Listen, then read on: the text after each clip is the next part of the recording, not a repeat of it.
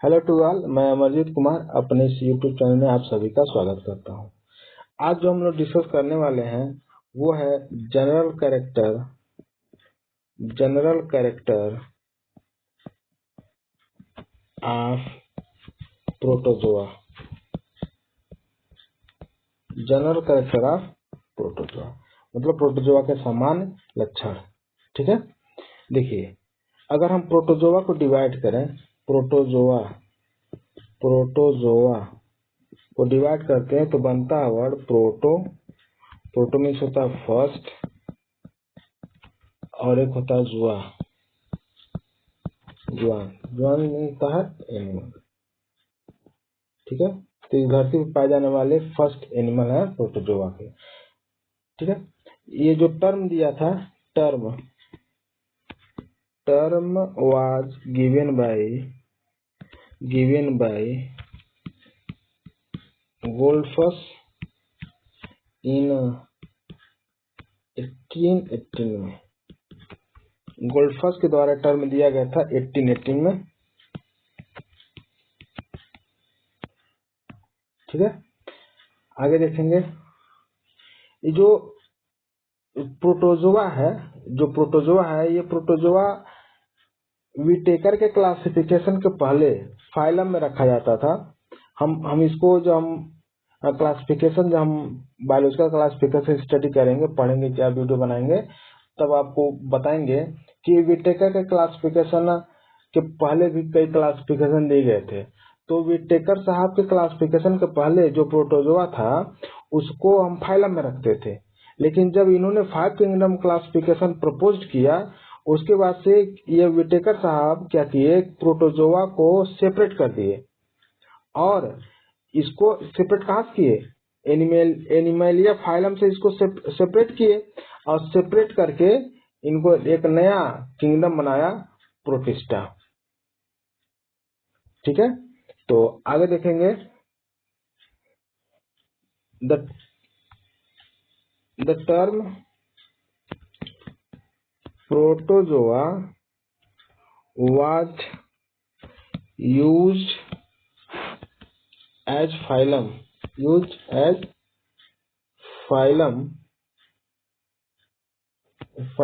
for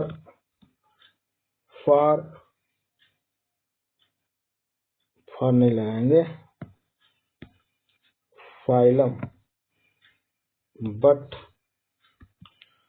but according to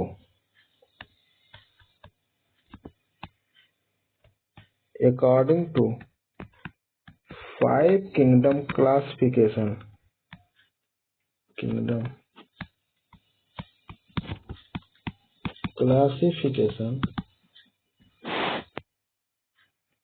which is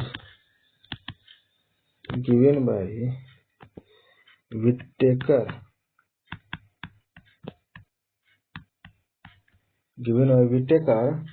the protozoa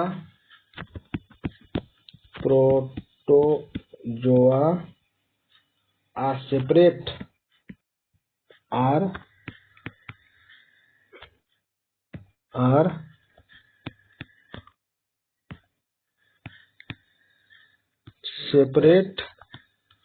from phylum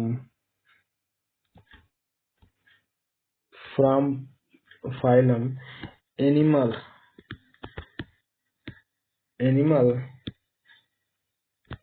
and it include in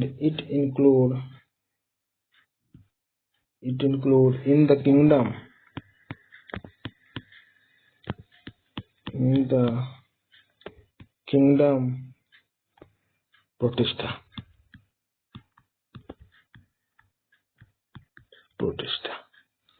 ठीक है, इसको protista में रखा गया एनिमल से हटा करके।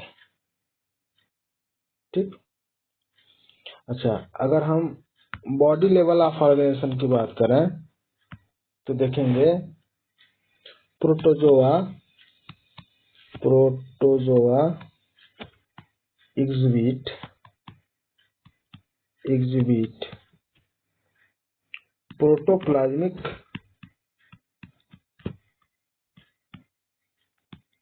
Protoplasmic level of organization, level of body organisation.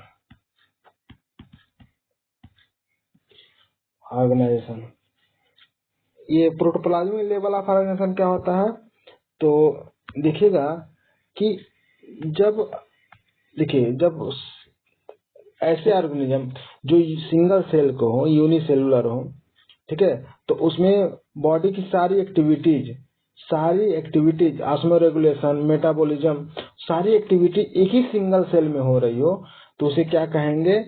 उसी ही कहेंगे protoplasmic body level of organization. ठीक है, तो इसको लिखेंगे all life activity,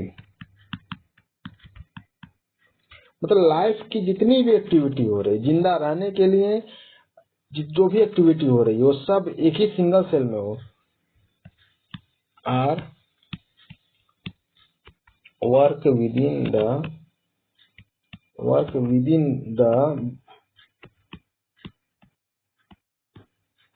boundary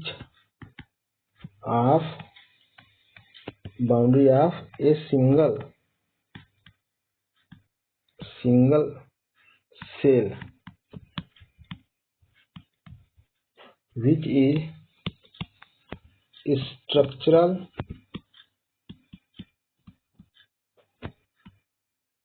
and functional unit of life।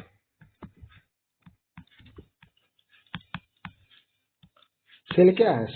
Cell है structural functional unit of life. ठीक है, तो एक सेल में ही सारा एक्टिविटी इनकी खत्म हो जाती है। स्टार्ट भी एक ही सेल से होता है और ये खत्म भी एक ही से हो जाता है। ठीक है, आगे देखिए, अगर हम बॉडी सिमेट्री की बात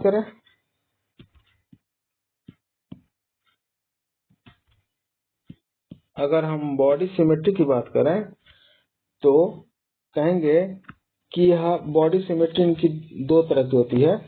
एक सिमेट्रिकल भी हो सकते हैं या सिमेट्रिकल भी हो सकते हैं, और दूसरा एसिमेट्रिकल भी हो सकते हैं। सिमेट्रिकल और एसिमेट्रिकल भी हो सकते हैं। ठीक है, आगे देखिए, अगर हैबिटेट की हम बात करें, अगर हम हैबिटेट की बात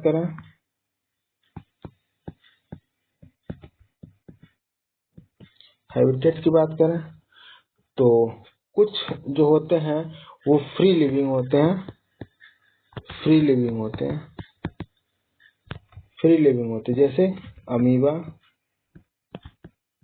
जैसे अमीबा, यूग्लिना, पैरामीशियम, ये सब क्या होते हैं? फ्री लिविंग होते हैं। लेकिन कुछ होते हैं जो पैरासिटिक फॉर्म होते हैं,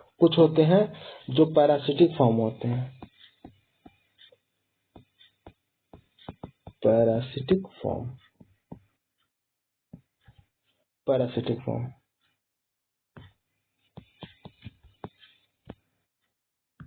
अगर हम पैरासिटिक फॉर्म की बात करेंगे, एंटमीबा,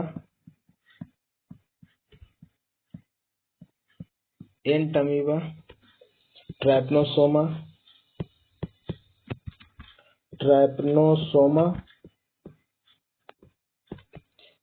जियार्डिया,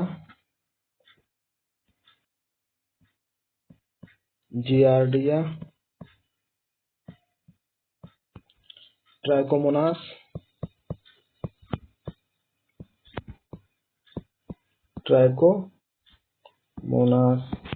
ठीक है, ये सब क्या होते हैं? ये सब पैरासिटिक फॉर्म होते हैं। ठीक, अब हम अगर लोकोमोशन की बात करें,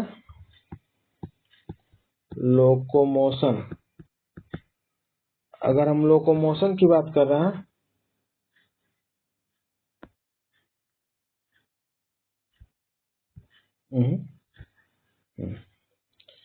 अगर हम लोकोमोशन की बात करें तो 3 तरह का इसमें लोकोमोशन पाया जा सकता है, 3 तरह के।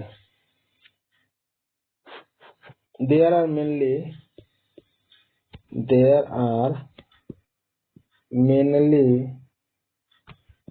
3 type of locomotion will be found।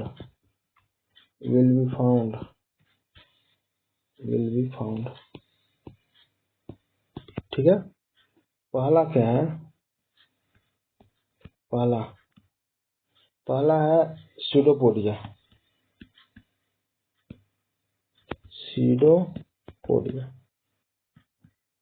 ठीक है।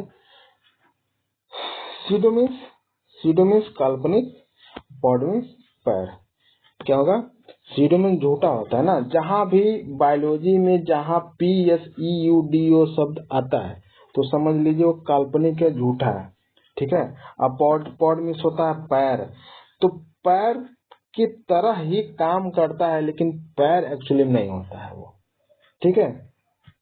ये फिंगर लाइक प्रोजेक्शन होता है, फिंगर लाइक प्रोजेक्शन ऐसे अमीबा का आप स्ट्रक्चर देखिएगा तो फिंगर लाइक प्रोजेक्शन होता है, उसी को सीडोपोडिया कहते हैं। ठीक। तो इनके अंदर यानी अमीबा के अंदर क्या होता है? सीडोपोडिया होता है, उसी के द्वारा ये गमन करते हैं, उसी के द्वारा ये गमन करेंगे। ठीक है। तो इसका एग्जांपल क्या होगा? अमीबा। दूसरा देखिए, दूसरा क्या है? फ्लैजिला।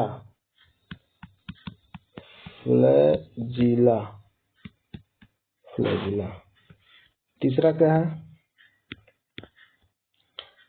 तीसरा आपका सीलिया। फ्लैजिला कहाँ पाया जाएगा? यूग्लिना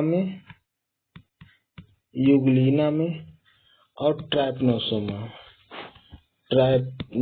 में। लेकिन सीलिया कहाँ पाया जाएगा? वो पाया जाएगा पैरामीशियम में। ठीक है। अब देख लीजिए कि आप तो सीडोपोडिया समझ गए, फिंगर लाइक प्रोजेक्शन है, लेकिन फ्लैजिला और सीलिया में क्या डिफरेंट है? फ्लैजिला किसे कहेंगे और सीलिया किसे कहेंगे? कब फ्लैजिला उसे कहेंगे, कब सीलिया कहेंगे? तो अगर हम सीलिया की बात करें, यहाँ पे सीलिया की बात करें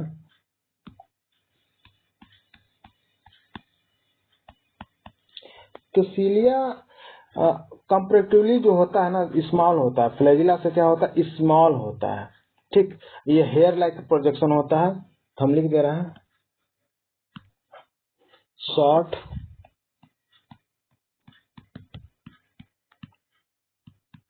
हेयर लाइक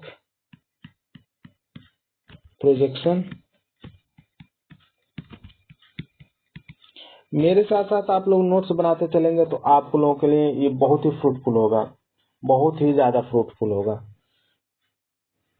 शॉर्ट होगा, हेयर लाइक प्रोजेक्शन होगा, और क्या होंगे?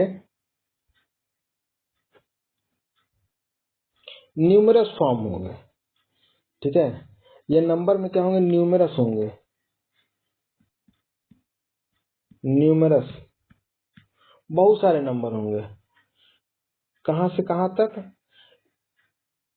यह एक सेल में 100 तक हो सकते हैं। ठीक है। 100 पर सेल, 100 पर सेल, इतनी ज्यादा इनकी संख्या हो सकती है। लेकिन जो मूवमेंट करते हैं इसमें खास बात है, इनका जो मूवमेंट होता है वो रैपिड होता है। कैसा होता है? रैपिड होता है। Beating motion like rowing. जैसे कि आप लोग नाव पे बैठे होंगे तो जो नाव होती है, नाव पे ऐसे एक जो उसको नाव को चलाने के लिए दो डंडा नहीं होता है ऐसे ऐसे, उसको आगे पीछे करते हैं तो नाव आगे की तरफ मूव करती है। उसी तरह यह करता है। ये किनारे किनारे वेब लाइक स्ट्रक्चर फॉर्म करता है, और जिससे कोई ऑर्गेनिज्म जिसके अंदर होगा वो ऑर्गेनिज्म क्या होगा, आगे की तरफ मूव करेगा। ठीक। फ्लैजिला की अगर हम बात करेंगे, फ्लैजिला की बात करें तो फ्लैजिला क्या होते हैं, कम होते हैं कंपेरेटिव टू सीलिया। और हाइट में भी इनका क्या होता है, ये हाइट लंबे होते हैं, वो शॉर्ट होते थे, ये लंबे होते। सीलिया कैसे होंगे, सॉरी फ्लैजिला कैसे होंगे, लंबे होंगे, लॉन्ग होंगे। ठीक, लॉन्ग। विप लाइक या tail like structure, whip like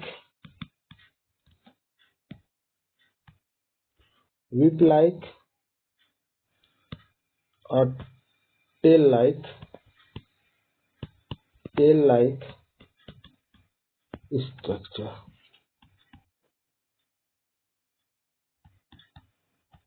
structure. ठीक है। फ्यू इन नंबर में फ्यू इन नंबर में भी ये कम होते हैं। सीलिया के अकॉर्डिंग ये नंबर में क्या होते हैं, ये भी कम होते हैं। ये कितना हो सकता है, लगभग टिपिकली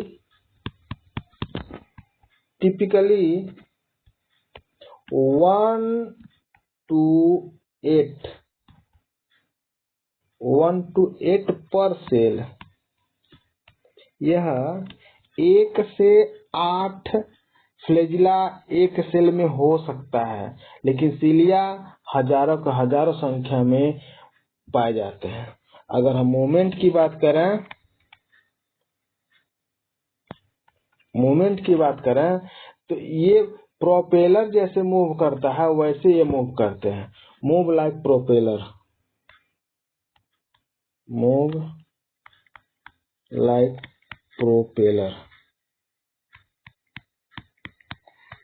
प्रोपेलर जैसे मूव करता है। कैसे मूव करता है, ऐसे।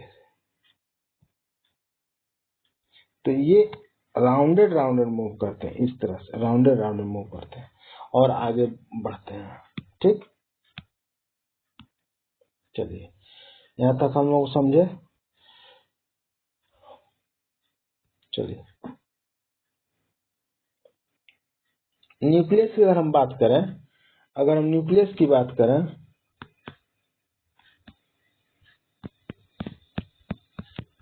की बात करेंगे तो न्यूक्लियस क्या होते हैं, एक भी होते हैं, एक से अधिक भी होते हैं। ठीक है, लिखेंगे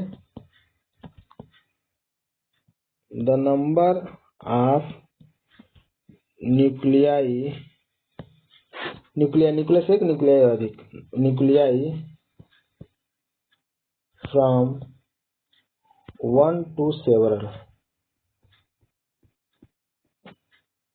1 to several।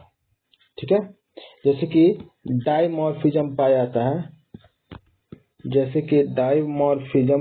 किसमें, किसमें पाया जाता है, पैरामीशियम में।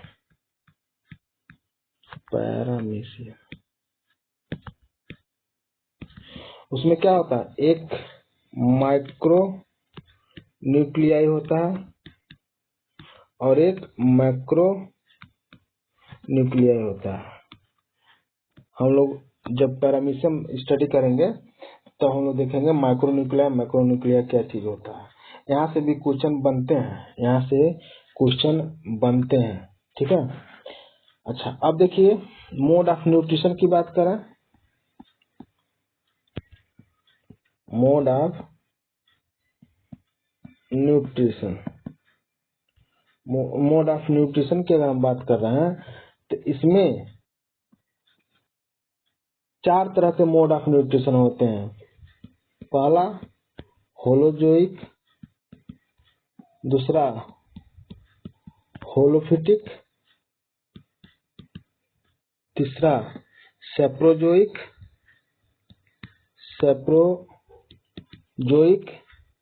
और चौथा सेप्रोफिटिक।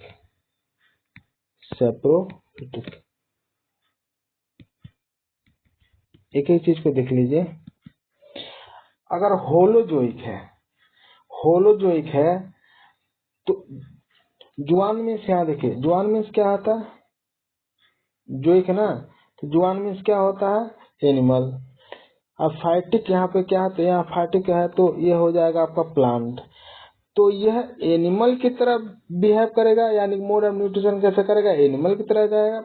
और ये इसमें जो होगा वो होलोफिटिक होगा, वो प्लांट की तरह बिहेव करेगा, या प्लांट की तरह मोड ऑफ न्यूट्रिशन होगा। अच्छा, प्लांट की तरह होने का मतलब क्या है, जरा इसको देखिए। होलोजोइक क्या होते हैं, एनिमल।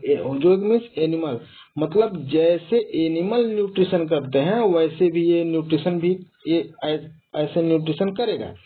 मतलब जो जितने भी एनिमल होते हैं वो कैसे होते हैं, हेट्रोट्रॉफिक होते हैं। कैसे होते हैं, हेट्रोट्रॉफिक होते हैं। मतलब कि ये ऐसे जो एनिमल होते हैं वो अपना भोजन स्वयं नहीं बना पाते हैं। लेकिन होलोफिटिक क्या होंगे, होलोफिटिक यानी कि प्लांट मतलब वो हो जाएंगे ऑटोट्रॉफिक। ठीक, तो ये हेट्रोट्रॉफिक भी होंगे और ऑटोट्रॉफिक भी होंगे। एग्जाम्पल में जान लीजिए, एग्जाम्पल में क्या है, एग्जाम्पल में अगर हम बात करें, इसका एग्जाम्पल अमीबा ले लीजिए, कोई भी ले लीजिए, पैरामीशियम ले लीजिए। लेकिन ऑटोट्रॉफिक की बात करेंगे एग्जाम्पल में, यूग्लिना ले लीजिए, ठीक है। अच्छा, सेप्रोजोइक मतलब इनगल्फ करते हैं पूरा का पूरा एनिमल, होल एनिमल या फूड पार्टिकल, पूरा फूड पार्टिकल हो सकता है या एनिमल हो सकते हैं, इनगल्फ बाय देम। ठीक है, मतलब ऐसे एनिमल हो जो पूरे एनिमल को या फूड पार्टिकल्स को क्या करें, इनगल्फ कर जाए, पूरे के पूरे ही निगल जाए, वो उन्हें क्या कहेंगे, सेप्रोजोइक। और सेप्रोफिटिक क्या होते हैं, ये डेड एंड डिकेइंग मटेरियल से, डेथ एंड डिकेइंग मटेरियल मतलब पूरा ऑर्गेनिक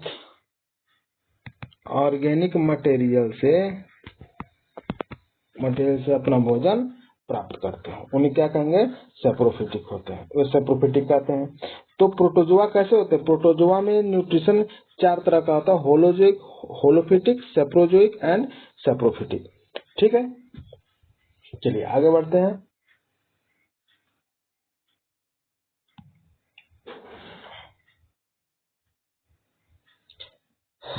अगर ऑस्मो रेगुलेशन की बात करें,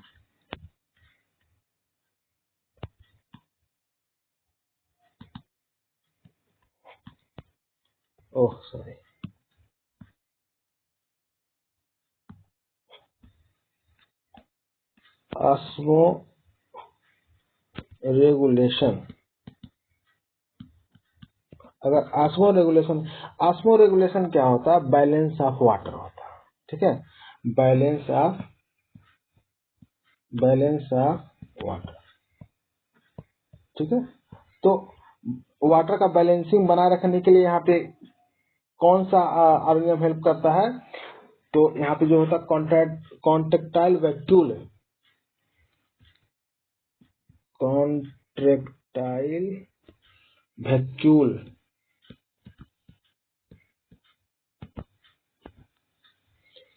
need to help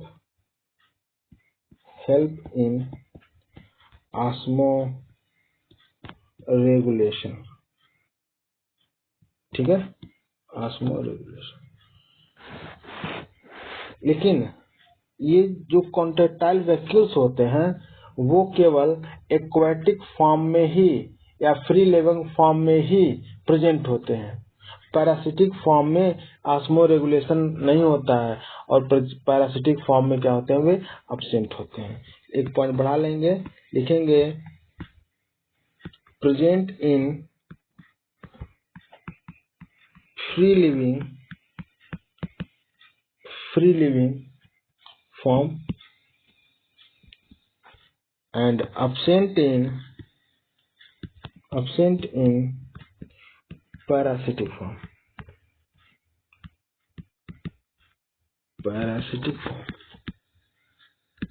क्लियर है? चलिए अब गैसियस एक्सचेंज की बात करें।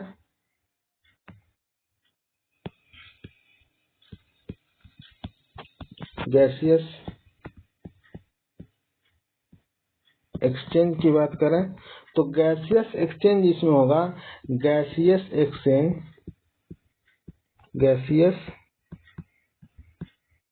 एक्सचेंज थ्रू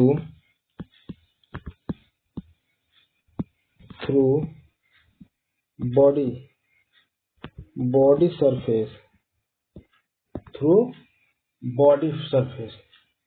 बाय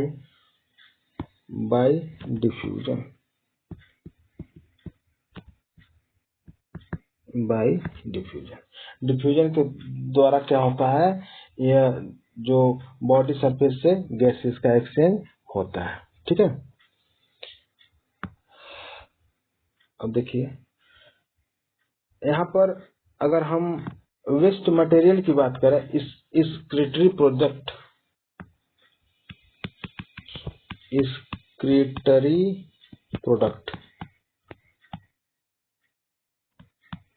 अगर हम एक्सक्रीटरी प्रोडक्ट की बात करें तो इसमें होता है अमोनिया। एक्सक्रीटरी प्रोडक्ट क्या होता है, अमोनिया। ठीक है, अच्छा आप देखिएगा जितने भी ऐसे ऑर्गेनिज्म जो वाटर में पाए जाते हैं, ठीक है, वाटर में पाए जाते हो या मॉइस्चर कंटेनिंग एरिया में पाए जाते हो, उसमें सब में क्या होगा कि नाइट्रोजनस वेस्ट मटेरियल होगा। कैसा होगा, नाइट्रोजनस वेस्ट मटेरियल होगा। ठीक है, अमोनिया। अब अमोनिया क्या होता है, अमोनिया ज्यादा टॉक्सिक होता है, अमोनिया इज मोर टॉक्सिक। तो इसलिए जो वाटर में अमोनिया आसानी से घुल जाता है तो उसकी टॉक्सिसिटी क्या होती, कम हो जाती है। ठीक है, लेकिन अगर ये टेरेस्ट्रियल एनिमल की बात करें तो उसमें यूरिया बनता है, उसमें यूरिया का फॉर्मेशन होता है। जो हम पढ़ेंगे, हम लोग रेप्टाइल उप्टाइल पढ़ेंगे तो हम बताएंगे उसमें क्या होता है। बट अभी क्या जानिए आप कि ये जो प्रोटोजोआ जो होते हैं और वो होते हैं अमोनिया, उनका सिक्रेशन होता है और ऐसे एनिमल कहते हैं अमीनोटेलिक कहते हैं। क्या कहते हैं, अमीनोटेलिक। ठीक, अमीनोटेलिक मतलब ऐसे ऑर्गेनिज्म जो अमोनिया एक्सक्रीटरी प्रोडक्ट उनका अमोनिया हो। ठीक है, अच्छा अगर हम रिप्रोडक्शन की बात करें,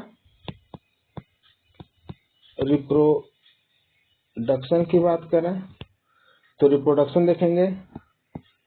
रिप्रोडक्शन कैसा होगा, रिप्रोडक्शन होता है एसेक्सुअल एंड सेक्सुअल टाइप। दो तरह का रिप्रोडक्शन होता है। एसेक्सुअल क्या होते हैं, तो लिखेंगे only one gamete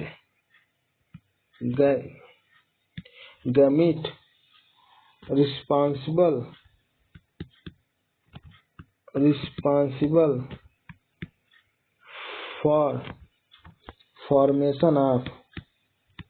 for formation of new individual,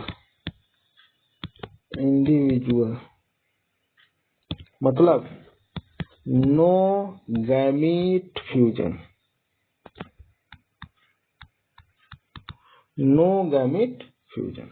but अगर सेक्सुअल रिप्रोडक्शन की बात करें तो हियर इज नहीं, ऐसे लिखेंगे, this is a process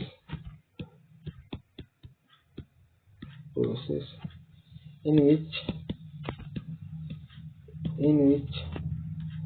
gametes are fused to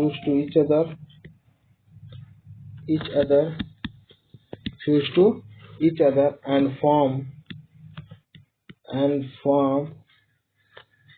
zygote to new individual।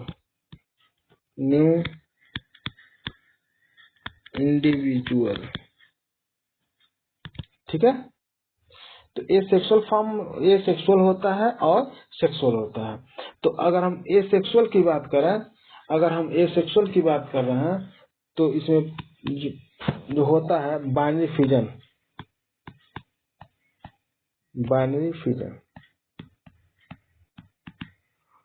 Fission आप लोग जानते होंगे। बाइनरी नंबर में एक है, तो ये आगे बढ़ा तो ये बीच में डिवाइड करेगा, ये 2 सेल यहाँ पे बना है ऐसे।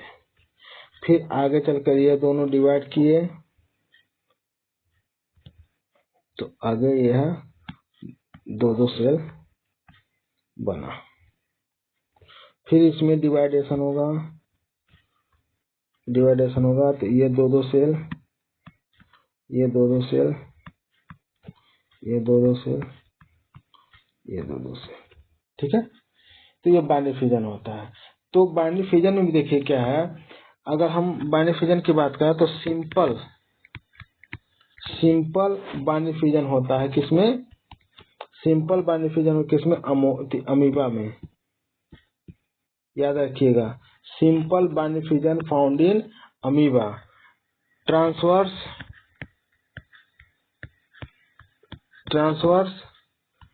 बाइनरी फिजन किसमें होगा?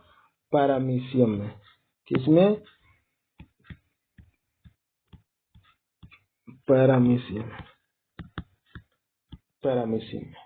ठीक। नेक्स्ट, लॉन्गिट्यूडिनल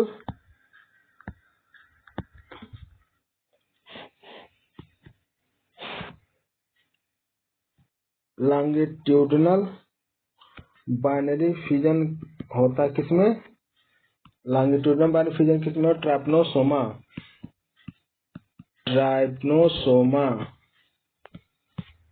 ठीक। ऑब्लिक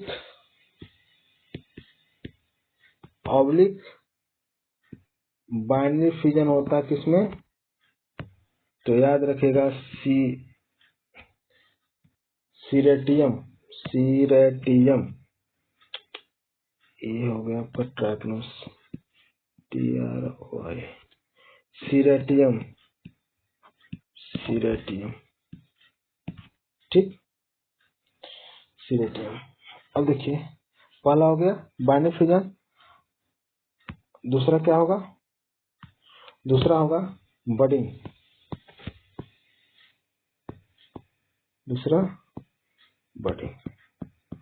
ठीक। बडिंग मतलब कि एक मुकुलन टाइप होगा, छोटे छोटे बड आएंगे बॉडी सरफेस पे, और वो डिटैच हो जाएंगे, और डिटैच होकर के और दूसरे जगह जा करके डिटैच होकर के थोड़े दूसरे जगह जा करके वो क्या करेंगे? नए इंडिविजुअल का फॉर्मेशन करेंगे। तो ये भी एक तरह का क्या है? बाइनरी फिजन ही है। यह बाइनरी फिजन ही है, लेकिन ये इनरेगुलर होता है। देखेंगे, it is a modification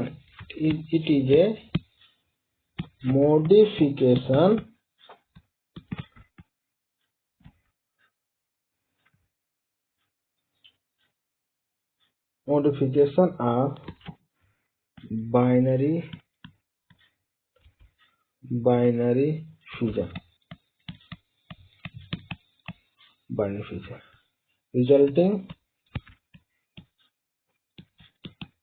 resulting in single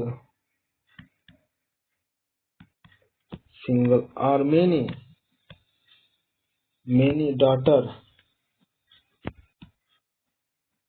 data individual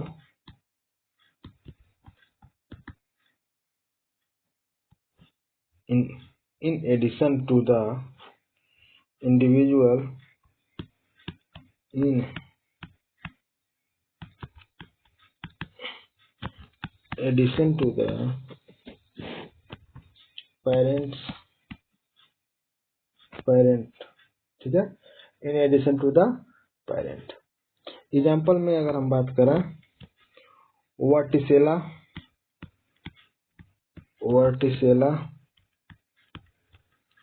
इफेलोटा,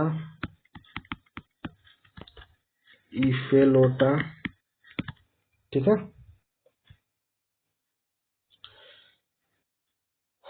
चलिए आगे देखते हैं। अब हम लोग सेक्सुअल रिप्रोडक्शन देखेंगे।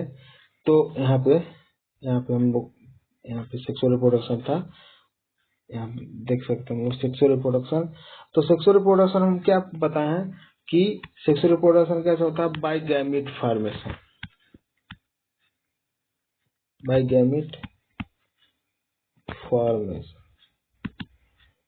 ठीक है।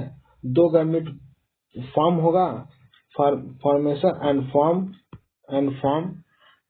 फॉर्म्ड जायगोट, ठीक, जायगोट। तो ये जायगोट बनेगा। लेकिन एक बात जरा नोट करके लिखिएगा, नोट करके लिखेंगे, इन प्रोटोजोआ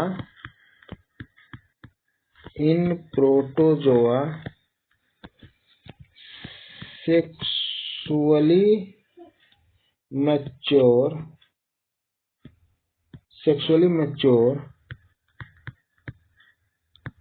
individual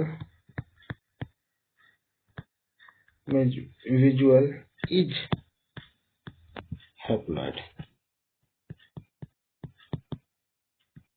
ठीक है। तो जो सेक्सुअली मैच्योर होते हैं वो कैसे होते हैं? हैप्लॉइड टाइप के होते हैं, ठीक है। एक होता है, इसी में देख लेंगे, एक होता है आपका सेक्सुअल रिप्रोडक्शन भी दो तरह का होता है। एक होता है सिंगैमी, जिसमें क्या होगा कि जिसमें दो तरह के गैमीट का फ्यूजन होगा, फ्यूजन ऑफ गैमीट। लेकिन एक होगा यहीं पर, एक और होगा, वो होगा कंजुगेशन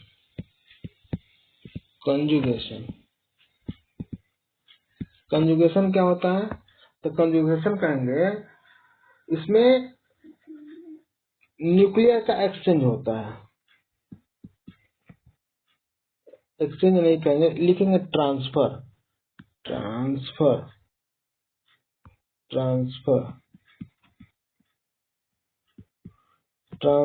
ऑफ न्यूक्लियस, ठीक है। इसमें न्यूक्लियस का क्या होता है? ट्रांसफर होता है। तो ये रहे आपके इम्पोर्टेंट पॉइंट, ठीक है। ये इम्पोर्टेंट पॉइंट रहे। कुछ पॉइंट और देख लेंगे हम, कुछ पॉइंट और देखेंगे, जैसे कि यहाँ पर मतलब पूरे वर्ल्ड में लगभग आपके 50,000 स्पीसीज नोन है, 50,000 स्पीसीज नोन है, ठीक है, स्पीसीज नोन है। और जो प्रोटोजोआ होते हैं ना, वो कभी मरते नहीं हैं, ठीक। अच्छा, क्यों नहीं मरते हैं, डेड नहीं होते हैं? क्यों डेड नहीं होते? जरा इस पे हम देखेंगे। तो हम एक बताएं कि बाइनरी फिजन, मान लीजिए एक सेल है, ये एक सेल है, मतलब एक सेल सिंगल सेल के होते ही हैं, सिंगल सेल का ऑर्गेनिज्म होते हैं। तो सिंगल सेल के ऑर्गेनिज्म होंगे, तो इसमें अगर बाइनरी फिजन होगा, सिंपल टाइप का हो, सिंपल और ट्रांसवर्स हो, लॉन्गिट्यूडनल हो, जैसे भी हो, तो हम मान लेते हैं सिंपल टाइप का हो रहा है, तो यहाँ से ट्रांसवर्स मतलब बीच में क्या होता है, सेप्टा का फॉर्मेशन होता है। सेप्टा का सेल के अंदर फॉर्मेशन होना, ठीक है, वो दोनों सेल को, एक ही सेल को क्या करेगा, दो बराबर भागों में क्या करेगा, डिवाइड कर देगा।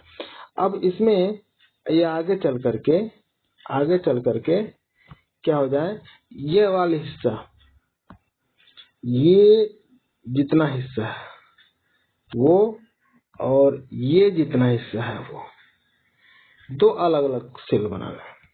तो यहाँ पे हम एक सेल, यहाँ पे एक सेल बना, एक सेल यहाँ बना और एक सेल यहाँ बना। बात समझ आ रही है, दो सेल बना। अब हमको जरा ये बताइए कि जो ये बन रहा था, तो इसको अगर हम सेल ए रखें और इसको हम सेल बी कहें, दोनों को सेल बी कहें, तो ए सेल में ही तो डिवाइडेशन हुआ है, ए सेल में ही डिवाइड हुए हैं ना, ए सेल में डिवाइड होकर के दो सेल बने हैं। अब इसमें अगर आगे हम फिर डिवाइड करते हैं, फर्दर डिवाइड करते हैं अगर आगे हम इस तरह से, तो क्या हो जाएगा, देखिए जरा, एक यहाँ बनेगा, एक यहाँ बनेगा, और एक यहाँ बना है, एक यहाँ बनेगा, दो इसमें, एक यह और एक यह, और इसमें एक ये और एक ये, तो इसमें कितने सेल हो गए, 4 सेल हो गए। फिर अगर इसमें फर्दर डिवाइड करें, तब कितने होंगे, देखिए, एक ये वाला एक, और एक ये वाला, ठीक। फिर इसमें एक ये, एक और एक ये, 2, फिर यहाँ इसमें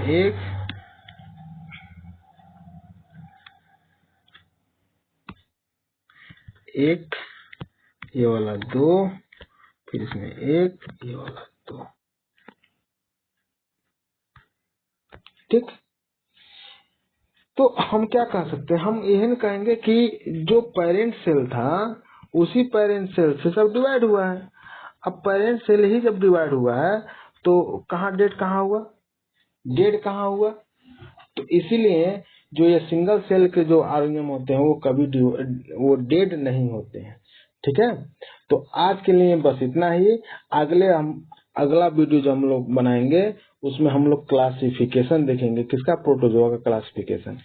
तो यहाँ से प्रोटोजोआ के कैरेक्टर से 1 या 2 क्वेश्चन वो आएंगे भी, चाहे जीआईसी की बात करें, चाहे टीजीटी एलटी की बात कीजिए, चाहे यूपी टीजीटी की बात कीजिए, पीजीटी की बात करिए, आप यहाँ से क्वेश्चन जरूर से जरूर कहीं ना कहीं से बनेगा। हम लोग क्वेश्चन का भी रिवीजन करेंगे, आप इसी पर हम लोग क्वेश्चन का भी रिवीजन करेंगे। हर टॉपिक जब खत्म होता जाएगा, जैसे पूरा प्रोटोजोआ खत्म हो जाएगा, तो हम पूरे प्रोटोजोआ से 100-200 क्वेश्चन इस पे लाएंगे और आप लोगों को उसको देखना है, ठीक। तो इसको अधिक से अधिक इसको शेयर कीजिए, लाइक कीजिए, ठीक है। और जहां नहीं समझ में आए वहां पे कमेंट कीजिए, ठीक। और यहाँ तक मेरा वीडियो देखने के लिए धन्यवाद।